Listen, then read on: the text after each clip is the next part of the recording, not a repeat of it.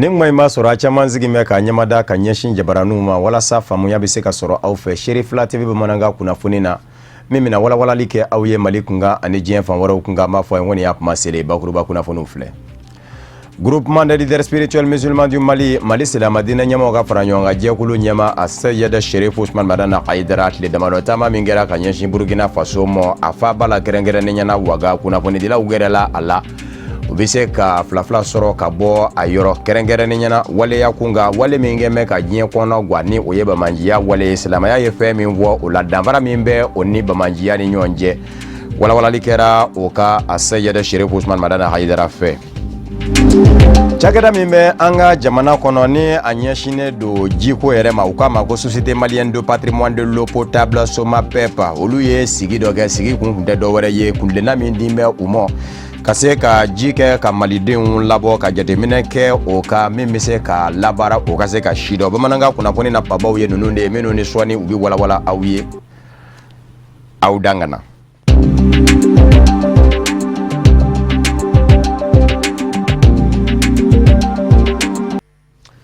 Groupement des leaders spirituels musulmans du Mali silamɛ diinɛ ɲɛmaaw ka fara ɲɔgɔn kan jɛkulu ɲɛma a Seyid Sherif Ousmane Madana Haidara taama kun dabɔra ka ɲɛsin Burkina Faso jamana ma taama min senfɛ ni a daminɛna dugubaw la i n'a fɔ Bobo Julaso ni ka taa kunjɛ Burkina Faso faaba la Ouaga ka labana ka kɔsegin bɛlɛ bolo da ka Mali sɛgɛrɛ nka Ouaga Burkina Faso faaba la kunnafonidilaw gɛrɛla karamɔgɔ Haidara la ka se ka dakuru ɲɛ fila sɔrɔ ka bɔ a yɔrɔ kɛrɛnkɛrɛnnen ɲɛna wale kun kan wale min ni diɲɛma bɛɛ lajɛlen kɔni gɛmɛ ka taa ka kɛ i kunna dɔnni ye bi ka sabu kɛ maa bɛ maa na olu n'an bɛ silamɛya diinɛ ɲɔnganu diinɛ k'o ta k'o kɛ berefini ye k'u ka bamanjiya walew kɛ ka maaw bɔnɛ u ni na diinɛ yɛrɛ kɛmɛ ka fɛn min fɔ ni o ye de k'a fɔ silamɛya diinɛ dɔmɛ ni sabali ani ɲɔnganu ye karamɔgɔ Haidara a ye walawalali kɛ olu la kuma galamani na an ka maa minnu bɛ yen Seri Fila TV jabarani tɔgɔ la o ye Ustaz Mokhtar Bagayoko a n'a ka jatala Lutu Sidibe. Bi wulada in na an yalala an karamɔgɔ minnu bɛ yan n'an ka diinɛ ɲɛmɔgɔ minnu bɛ yan an tagara ka taa foli bila u la u y'an kunbɛn ni kelenya ye ani balimaya ye ani sinjiya ye ayiwa alhamdulilayi silamɛya y'o de frontière kɔni bɛ Mali ni Burkina cɛ mais frontière tɛ silamɛw ni ɲɔgɔn cɛ tuma na o de y'an se a kana an ɲɛ da silamɛw kan ani an baden minnu bɛ yan ala sago i sago. Bon ne hakili la an ye kuma caman fɔ o la mais an yɛrɛ kɔni b'a dɔn silamɛya min ni alakira nana n'a ye sallallahu alaihi wa sallam a bɛ fɔ o ma hinɛ diinɛ bɛn diinɛ kelenya diinɛ ɲɔgɔn dɛmɛ diinɛ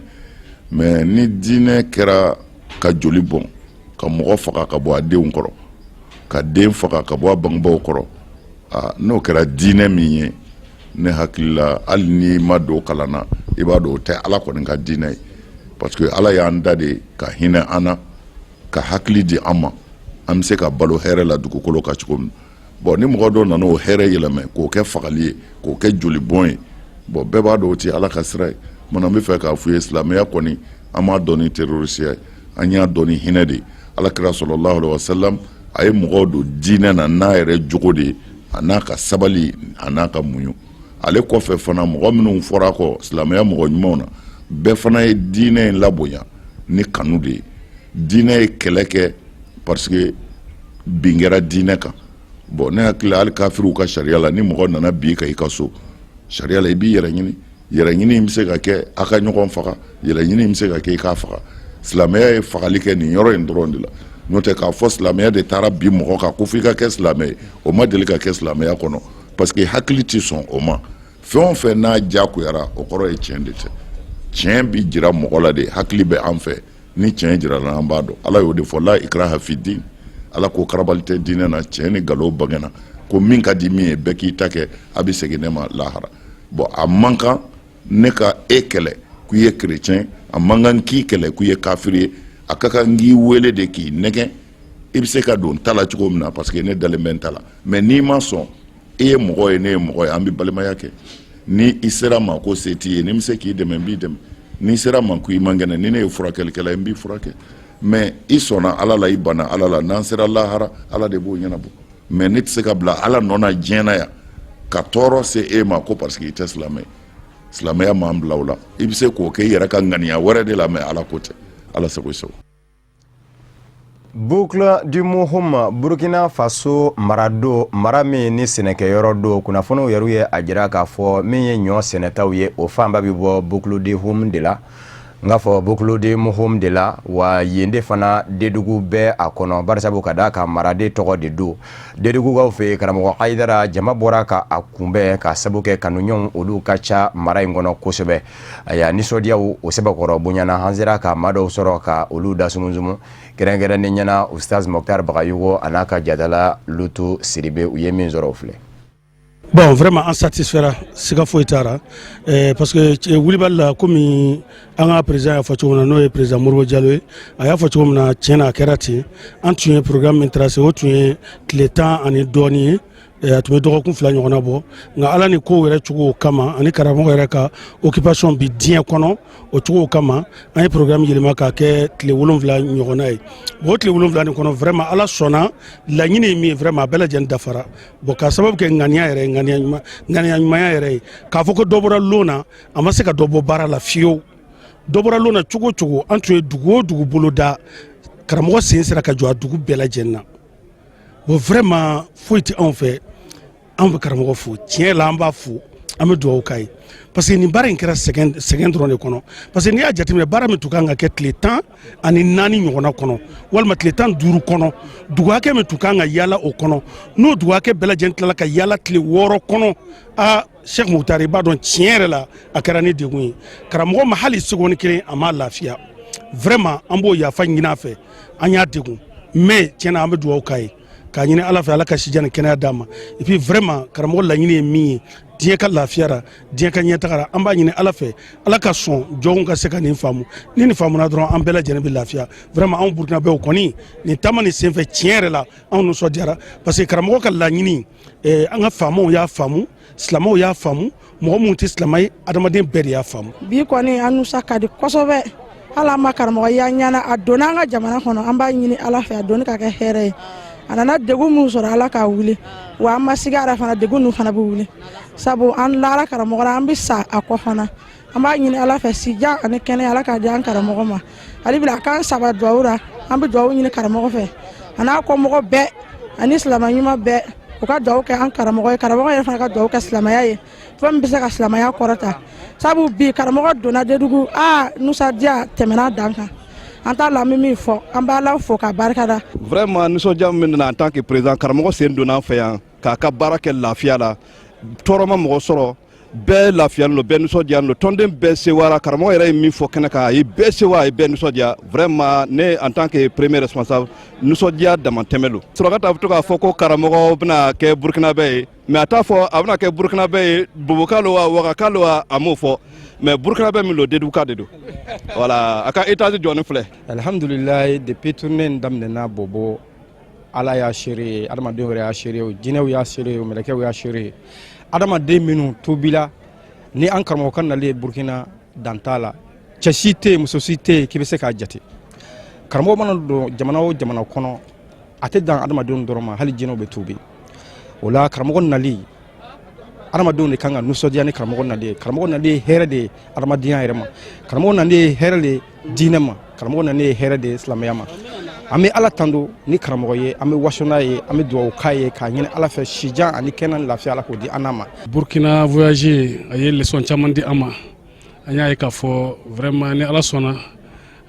diɲɛ yɛrɛ bɛna développer diɲɛ bɛna taa ɲɛfɛ ka d'a kan ni karamɔgɔ ka hakilila faamuyana parce que karamɔgɔ mɔgɔ si t'a kanu fo mɔgɔ min bɛ tiɲɛ de nɔfɛ ni dun ye tiɲɛ kanu hali ni tɛ silamɛ i ka diɲɛlatigɛ bɛ nɔgɔya vraiment karamɔgɔ k'a daminɛ frontière la fo kana se Bobo Dioulasso an nana Bobo programme min tun b'u bolo u ka programme kɛcogoya tun tɛ nin ye dɔgɔkun 2 dɔɔnin k'a jɛ u ka hakilila tun ye tile 10 ni dɔɔnin de ye mais karamɔgɔ y'a jira k'a fɔ a tɛna se k'o kɔnɔ donc programme surunyana o kɔrɔ ye an taara yɔrɔ o yɔrɔ la a bɛɛ ka programme bɔra a nɔ la mais a bɛ komi u y'a labɛn de kalo caman ka kɔn an nali ɲɛ an sera yɔrɔ o yɔrɔ a bɛɛ kɛra bonya ye an taara Banfora don min na a kɛra aw yɛrɛ ɲɛna bonya dama tɛmɛna an taara Gawa o tun ye karamɔgɔ yɛrɛ siɲɛ fɔlɔ de ye a bonya fana a dama tɛmɛna ka bɔ yen ka taa Wagadugu kunbɛnni aw yɛrɛ y'o ye a daminɛna yɔrɔ min yɛrɛ la n'o ye Bobo Dioulasso ye foni mɔgɔ min yɛrɛ kɔni dɔrɔntigiw sera ka kunnafoni d'a ma sinon i t'a dɔn cortège kun danna yɔrɔ min na bon sisan a kun cɛra bi Dedugu bon Dedugu fana aw yɛrɛ b'o kɛnɛ kan kunbɛnni dugu bɛɛ de bɔra. Société malienne de patrimoine de l'eau potable SOMAPEP cakɛda do min ni a bɛ an ka jamana ji sanuma minda kunkan ka ladaniya k'a fɔ u ye sigi dɔ kɛ ka bɛn ni alamisa février kalo tile 23 ye an ka dunanjigiso la min bɛ wele ko hôtel Radisson Blu sigi kun tɛ dɔwɛrɛ ye k'a lajɛ fɛɛrɛw minnu tigɛlen don walikɛlen kuntilennaw minnu dilen don min o bɛ se ka kɛ sababu ye ka ji sanuma nati mɔɔw ma ka lajɛ ka jateminɛ kɛ o kuntilennaw kan a bɛ se ka waliya cogo minnu na ka hakili jagabɔ kɛ olu kan nin baara ninnu bɛɛ lajɛlen kɛra maa min kɛra a seere ye Seri Fila TV jabarani tɔgɔ la o ye Amadu Kamara n'a ka jatala Seydou Ɲare ye. Lajɛrɛ belebele min bilara sen kan SOMAPEP ale ni a dɛmɛbaga jɛkulu yaasa ka hakili jagabɔ kɛ fɛɛrɛ ani dabalu minnu ka kan ka tigɛ yaasa ji ɲuman o ka sɔrɔ Mali fan bɛɛ lajɛlen fɛ o kɔni hakilina in o ye SOMAPEP ka fara a dɛmɛbaga jɛkulu kan o olu ka wulikajɔ ye ka ɲɛsin Mali jamana ma Mali fan bɛɛ lajɛlen fɛ. Bon an ka bi ɲɔgɔn ye o kɔni ye de an ye aw yɛrɛ b'a dɔn n'i b'a fɛ ka jamana jɔko kɛ surtout mun ye ka ji sanuma k'a lase jamanadenw ma dugu mun ni SOMAPEP ni SOMAGEP bɛ baara kɛ yen alors o an ka jamana dugu 17 de ye donc an ye batakiw de dilan o batakiw olu de b'a an b'a fɔ ma ko schéma directeur o batakiw b'a yira k'a fɔ ni dugu sinala an kan ka mun de kɛ ka bɛn ni 2010 ye an kan ka mun de kɛ ka bɛn ni 2020 ye an kan ka mun de kɛ fo ka taa 2030 donc ka bɔ bila fo ka taa bila 2030 la an kan ka baara fɛn fɛn kɛ pour que population ka se ka ji sɔrɔ donc o de sɛbɛnnen bɛ o bataki kɔnɔ n'a bɛ fɔ ma ko outil de planification donc a b'a a permettre k'a fɔ an b'a dɔn k'a fɔ ni 2020 sera Sikaso population a bɛ kɛ ni mɔgɔ hakɛ ɲɔgɔn ye donc ji hakɛ min fana kan ka di population ma waati la baara min kan ka kɛ pour que k'o ji di donc schéma directeur alors olu bo o de yira donc bi ɲɔgɔn ye de ka vraiment hakili falen kɛ o bataki mun dilanna ka hakili falen ko kan yala a bɛnna bɛɛ ma wa donc préfet u welela maire u fana welela service technique olu fana bɛɛ welela pour que an ka hakili jagabɔ kɛ nin sɛbɛn ninnu kan ka lajɛ mun de ka ɲi mun man ɲi ni an bɛnn'o kan sɛbɛn mana laban tuma min na donc o kɔni o de bɛ kɛ an ka baarakɛ fɛn sisan n'an bɛ baara kɛ o dugu la an b'o de bataki ta sisan ka lajɛ mun de kan ka kɛ bi a dɔnnen don an b'o baara kɛ o cogo la a tɛ kɛ kunfɛ baara ye bilen donc an bɔra kunfɛ baara la schéma directeur ninnu b'a a permettre an ka baara kɛ ni hakili ye ni siniɲɛsigi fana ye. An bɛ aw ladɔnnen k'a fɔ ko u ka nin sigili n'a bɛna kɛ tile 2 kɔnɔ a bɛna kɛ sababu ye yaasa ni maa kofɔlenw n'o ye dɛmɛbaga jɛkulu SOMAPEP ka fara marabolo tigilamaw kan u bɛɛ lajɛlen ka sigi ka hakili jagabɔw kɛ ɲɔgɔn fɛ ka fɛɛrɛ ani dabalu tigɛ yaasa gɛlɛya min bɛ nin baara kofɔlen in na u bɛɛ lajɛlen k'a lajɛ ka fɛɛrɛ sɔrɔ o gɛlɛyaw la min bɛna kɛ sababu ɲuman ye ka ɲɛsin sigidala mɔgɔw ma. Mais nin kɔni ye lajɛ min ka bon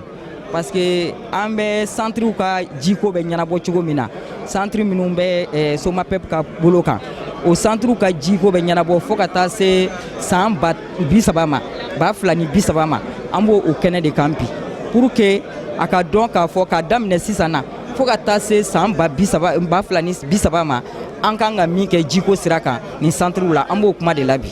Bon centre ninnu kɔni a musaka ka ca dɛ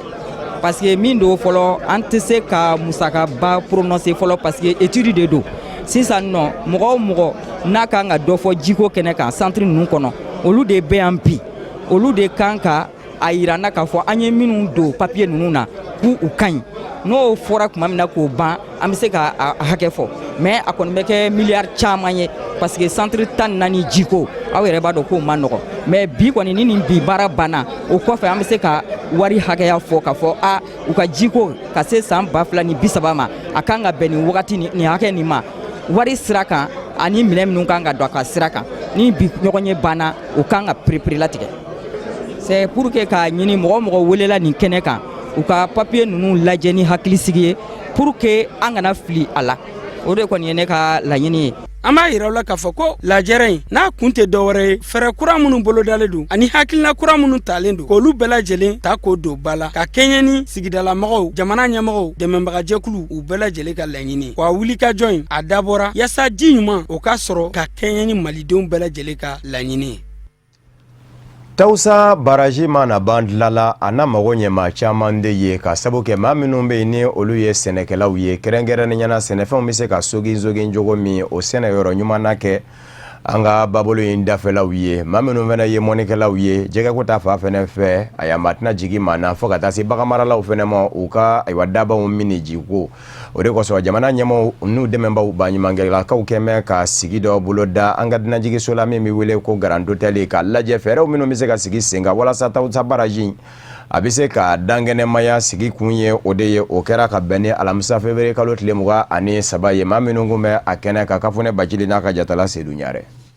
Nin baara bolodalen min n'a bɛna lawaleya ka ɲɛsin Tausa baraji ladilanni baaraw ma a laɲini gɛlɛman dɔ ye ka ɲɛdakura di togodaw ma kɛrɛnkɛrɛnnenya la Tausa n'a lamini min bɛ kɛ sababu ye u ma k'u ka sɔrɔ yiriwasiraw dayɛlɛ ka belebele ta ka bɔ fantaya jugu kundama la ka sanga ni yɛlɛmakuraw doni ani baara camanw bolodali ka ɲɛsin baloko gɛlɛya kɛlɛli ma walasa min bɛna to dun ka fa u ka se ka sabati dannifɛnw tali k'u don ba la ani sɛnɛkɛfɛnw sogisogini a bɛ kɛ sababu ye ka ɲɛdankura di sɛnɛko ma bagan mara fo ka taa bila jɛgɛ maraw la Tausa baraji a ladilanni baara bolodalenw a nafa ka bon kosɛbɛ Mali jamana ma wa o nafa minnu bɛna kɛ sababu ye ka Mali jamana sɔrɔ yiriwasiraw banba a tɛna dan Mali jamana dɔrɔn ma Mali jamana a n'a dafɛ jamanaw bɛɛ lajɛlen baraji nafa bɛna se yen bɛɛ wa Tausa baraji a ladilanni min don kadara wɛrɛ min kɔnɔ o ye bassin di Niger fana ka sɔrɔ yiriwa badabada ye baara in nafa bi se o fana ma ni sigi min kɛlen filɛ nin ye Mali minisiriso fɛ min ka caw ɲɛsin no jiko ani kuranko ɲɛnabɔli ma an ka jamana kɔnɔ ani bassin di Niger ko labɛnba ɲɛmaw ko siga t'a la baara in nafa a bɛna bonya kosɛbɛ Mali minisiri min ka caw bɛnnen no jiko ani kuranko ɲɛnabɔli ma an ka jamana kɔnɔ Maliki Ali Useini a y'a kanu baara ninnu bɛɛ lajɛlen ka lawaleya ka ɲɛ ani ka lawaleya a lawaleya kumaw la walasa o na se ka kɛ sababu ɲuman ye Tausa n'a lamini bɛɛ lajɛlen ma walasa yengadenw u na se ka bɔ baraji nafa ninnu ma bari sabu ka da kan ja kɛlen don k'u sɛgɛn kosɛbɛ.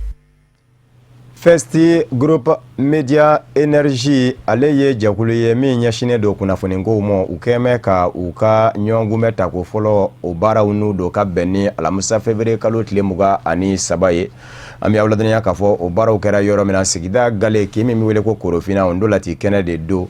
ka bɛn ni tako fɔlɔ in yɛrɛ ye ni u kama ko première édition u ye dakun dɔ de ta ka jateminɛ kɛ u ka dakun tɛ dɔwɛrɛ ye sigida ni ɲɔgɔn cɛ a y'a bɛnbaliyaw minnu ni olu bɛ yen u k'a ma ko conflit intercommunautaire mun bɛ na ni a ye a kɔlɔlɔ ye mun ye fɛɛrɛw jumɛnw bɛ se ka kunbɛn an ka maa minnu kun bɛ a kɛnɛ ka Sherifla TV jabarani tɔgɔ la o ye Usmani Zogore a n'a ka jatala Mohamed Sidibi.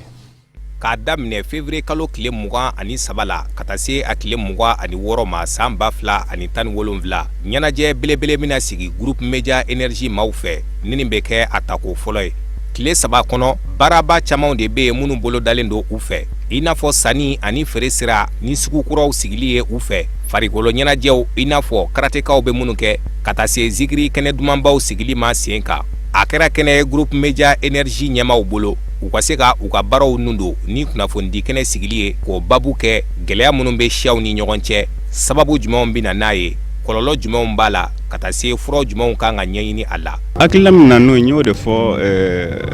a daminɛ fana na kɔnɔnafili parce que fɛnw de don an tun tɛ olu dɔn an ka jamanaw kɔnɔna na parce que effectivement an fɛ n'an ka sigi de tun bɛ yen c'est vrai n'a fɔra ko n'an ka sigi an bɛ kɛlɛ mais nin kɛlɛ ni o bɛ ɲini ka taa kan anw dɔnyɔrɔ ban parce que an tɛ nakun dɔn a la an t'a dɔn a bɛ na taa balo min fana la bon o de y'a to an ko an bɛ mun kɛ an bɛ ɲininkali de kɛ kun jumɛn de b'a la ka na nin kɛlɛ ninnu ye bon ni kun b'a la ka na ye a kɔlɔlɔ kɔni an b'o dɔn k'a fɔ o tɛ se ka o ma bali an si la a kɔlɔlɔ ye min ye déjà o fɔlɔfɔlɔ ye o ye kɔnɔnafili ye donc o kɔnɔnafili kɔnɔna na an ko an bɛ wele bila bɛɛ de ma maliyɛn cɛman n'a musoman kunnafonidilaw surtout aw ka na ɲɔgɔn fɛ an bɛ se k'a dɔn cogo min na an bɛ se ka mun de sɔrɔ comme solution. maa minnu ye kunnafonidi kɛnɛ ɲɛnamaya n'o ye conférenciers ye u y'u da don babu ninnu na kelen kelen o babu minnu bɛ yen bi ni an ka siya damadɔw bɛ yen ni a gɛlɛya bɛ olu ka nin waati ninnu na. dugukolo ko kɛlɛ don ni ko dugukolo ko kɛlɛ i bɛ taa a bila sɔrɔ la quoi sɔrɔ dɔn n'i y'a lajɛ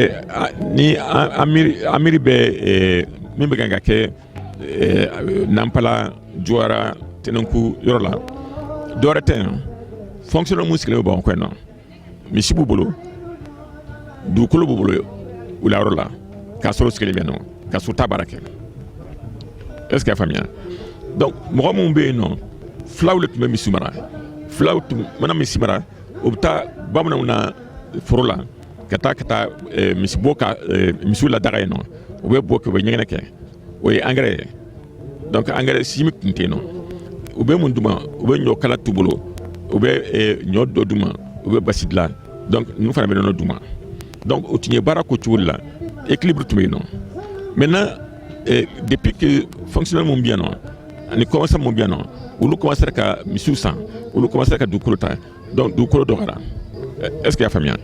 donc kɛlɛ bɛ kan ka kɛ sanu mun kan kɛlɛ bɛ kan ka kɛ dugukolo ko kɛlɛ kan. ne ta bɛ se ka kɛ welekan de ye ka ɲɛsin ayiwa ɲɛmaaw ma ni olu ma wuli k'u jɔ u jɔyɔrɔ la min ye dugukolo ko ye fɛɛrɛ min bɛ se k'a tigɛ ka dugukolo kɛ ayiwa bɛɛ ta ye k'a sɔrɔ mankan ma y'a la o ko o sariya sigi sen kan tant que o ma kɛ baden an bɛ mɛn ɲɔgɔn na dɛ. an bɛ aw ladɔnniya k'a fɔ groupe media énergie baara camanw de bɛ a bɛ minnu kɛ i n'a fɔ a kumaba dɔ ye telebu tɔgɔ la n'o ye énergie tv ka fara radio kan énergie fm ni donna nataw la u bɛ fɛ k'o bolofaraw cari ka taa marabolo caman kɔnɔ i n'a fɔ sikaso segu mopti kayi tɔnbɔkutu ka taa se gawo ma o tɛmɛnen kɔ a ka laɲiniw dɔ wɛrɛ ka se ka kunnafoni di minɛn wɛrɛw sigi sen kan minnu ye presse écrite ye webu ka taa se imprimeriw ma. o de b'an sɛnsɛn ka se diɲɛ fan wɛrɛ kunnafoniw sɔrɔli ma an bɛ a daminɛ ni Gana jamana ye Ganakaw fɛ yen jamana ɲɛmaa Nana Akufo Addo don min na a bɛ sigi jamana ɲɛmaaya la a kun ye fɛn caman fɔ k'a fɔ a n'o kɛ Ganaka denw ye ka yɛlɛma don Gana yɛrɛ a denw ka taabolow la nka laban n'an b'a ye k'a fɔ wo bɛ ɲɛ kɛrɛnkɛrɛnnen ɲɛna nafolo a labaara cogo la wo min ka bon barisabu ka d'a kan nafolo min ni o bɛ kɛ ka jamana labaara u k'a ma ko budget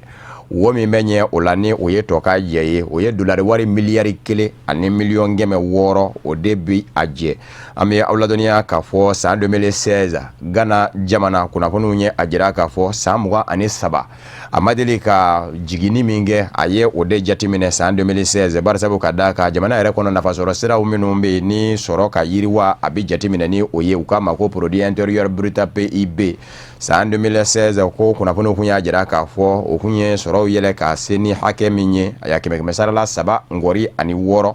a y'a o dun b'a jira k'a fɔ o man diya o de kosɔn Ganakaw ka jamana ɲɛmaa kura ni o ye Nana Akufo Addo ye a ka dannigɛli fɔlɔ min kɛra tarata tɛmɛnen ka ɲɛsin wasadenw ma wasabulon kɔnɔ a y'a jira k'a fɔ jɔnko ala gwɛlɛyaba bɛɛ barisabu ka d'a ka Gana sɔrɔ k'a bɛ nimakaran na an bɛ aw ladɔnniya k'a fɔ min ye ayiwa maa min ni o kun bɛ jamana ɲɛmaaya la yanni Nana Akufo Addo ka na John Dramani Mahama ale kun kɛ kun bɛ ka fɛɛrɛ dɔw boloda ani diɲɛ selikɛnɛ ni warisoba Fonds monétaire international FMI ni ɲɔgɔn cɛ min bɛ se k'a to juru dɔw bɛ se ka don u la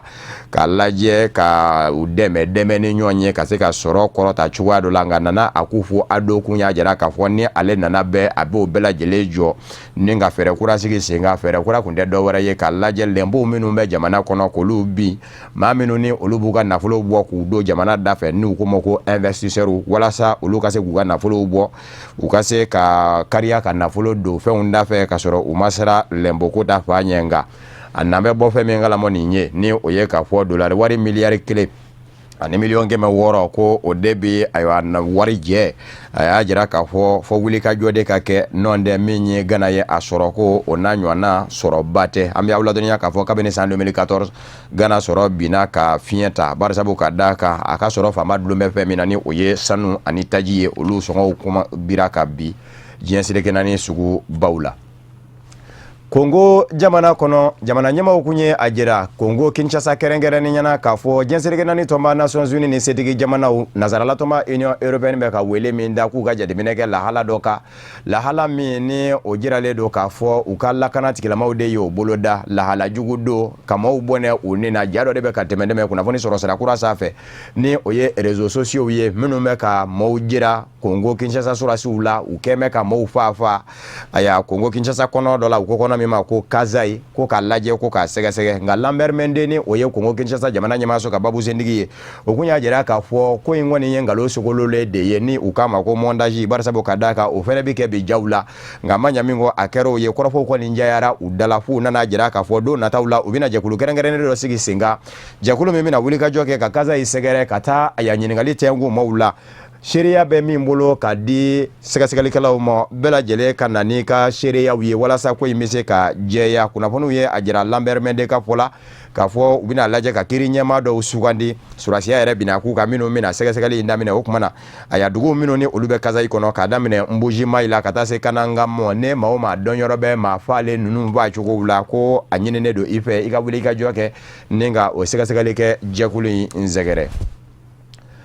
An bɛ aw ladɔnniya k'a fɔ Somali jamana kɔnɔ jamana ɲɛmaa ale ka baarabaw de bɛ a ɲɛ barisabu ka d'a kan tiɲɛ don a yɛrɛ a bɛ deli ka kɛ minisiri ɲɛmaa ye ka tɛmɛ nka a jamana ɲɛmaalama jango Somali jamana yɛrɛ bɛ cogo min na Bamaji jɛkulu min wele ko Shebabu o kɛn bɛ ka Somali kɔni lenkoloti a y'a min ye farafinnatɔma Union Africaine ye o ka kɛlɛbolo AMISOM bɛ k'i seko kɛ ani diɲɛseleke naani baɲumankɛlakaw o de kosɔn février kalo tile 8 tɛmɛnen maa min sigira jamana ɲɛmaaya la Mohamed Abdulillah Mohamed ni dɔw bi a dɔn ni Farmajo ye a y'a araba février kalo tile 22 Somali faaba la Mogadishu a ka forobasegili kɛra ni u k'a ma ko investiture ale bɛna kɛ jamana ɲɛmaa kɔnɔntɔnnan de ye a y'a Somali kɛlen kɔfɛ k'a ka yɛrɛma hɔrɔnya ta nka a ka mankutu waatiw kɔnɔ ni o ye campagne ye a kɛn kun bɛ k'a jira k'a fɔ a ka baara fanba bɛna kɛ fɛn min ye n'a sigira o ye ka yuruku kɛlɛ k'a lajɛ ka Somali ka denw ka dugujɛko 20 da maayaw yɛlɛma u ye kɛnɛya ka o sabati nka min ye gwɛlɛyabaw ye olu bɛna sɔrɔ barisabu ka d'a kan Shebabu kɛlɛ a kan k'i kɔ da o de la a y'a min ye dimanche tɛmɛnen fana ye Shebabulakaw ye attentat dɔ kɛ ka maa 39 bɔnɛ a nin na o de kosɔn min ye jamana ɲɛmaa kura kɔni ye hali n'o y'a sɔrɔla sira caman bɛ yen baara kan ka kɛ minnu na a y'a sira fɔlɔ min bɛ yen n'a kan k'i kɔ da o la o ye Bamaji wale kɛlɛli ye kɛrɛnkɛrɛnnen ɲɛna Shebabulakaw. Afrique du Sud jamana kɔnɔ bi in na maaw jɔrɔlen don barisabu ka d'a kan denmisɛnnin jɛkulu dɔw ye wele bila ka ɲɛsin u kanubaw ma k'u k'a lajɛ ka bɔ jumadon février kalo tile 24 ka nisɔngoya jira ka ɲɛsin dunanw ma a bɛ tile 10 ɲɔgɔn na bɔ min ye dunanw ye u sɛgɛnnen don Afrique du Sud jamana kɔnɔ wele min ni a dara k'a fɔ juma février kalo tile 24 denmisɛnninw ka bɔ ka caya k'u ka nisɔngoya jira a bɛ ka kɛ fan minnu fɛ Pretoria Duguba ani Johannesburg bi in kɔni na dunan minnu bɛ olu jɔrɔlen don barisabu ka d'a kan juwafuranjɛjɛ min dɛmɛna u ye wulikajɔ dɔ kɛ ka se ayiwa dunanw ma kɛrɛnkɛrɛnnen ɲɛna Nigériyakaw ka sabu kɛ u bɛ k'olu jaki k'a fɔ tɔɔrɔ bɛ Afrique du Sud jamana kɔnɔ bi wale kelen kalabanciya bɛ Afrique du Sud jamana kɔnɔ bi ko Nigéria jamana denw de don minnu bɛ tunga na u fɛ yen ko ni min tɛ dɔrɔgu feerela ye i bɛ taa sɔrɔ o kɛn bɛ ka npogotigininw da ni ka tulonkɛ yɛrɛ sɛbɛkɔrɔ sabati olu fanfɛ cogo bɛɛ lajɛlen la ko kumana ko u bɛ ka Afrique du Sud jamana taabolo tiɲɛ a y'a wulikajɔ min kɛra juwafuranjɛ jan dɛmɛnen ka ɲɛsin Nigéria jamana denw ma a ma dan olu dama ma maa minnu ye dunanw ye ni jagokɛlaw don bɛɛ lajɛlen labanna k'i ta sɔrɔ a la a kɛra basakɛlɛ o de kosɔn hadamadenya hakɛ labasajɛkulu minnu bɛ Afrique du Sud jamana kɔnɔ u ko u bɛ a ɲini Afrique du Sud jamana denmisɛnninw fɛ u ka kɛ basigi karamɔgɔ ye maa man ka kiiri tigɛ i yɛrɛ ye a y'a wulikajɔ bɛ se ka kɛ ka jamana ɲɛmaaw sɛgɛrɛ u bɛ se ka ko in dajira olu la u ka ko in bɔ sariya kɔnɔ k'o ka fisa ni maaw lajabali ye jamana kɔnɔ.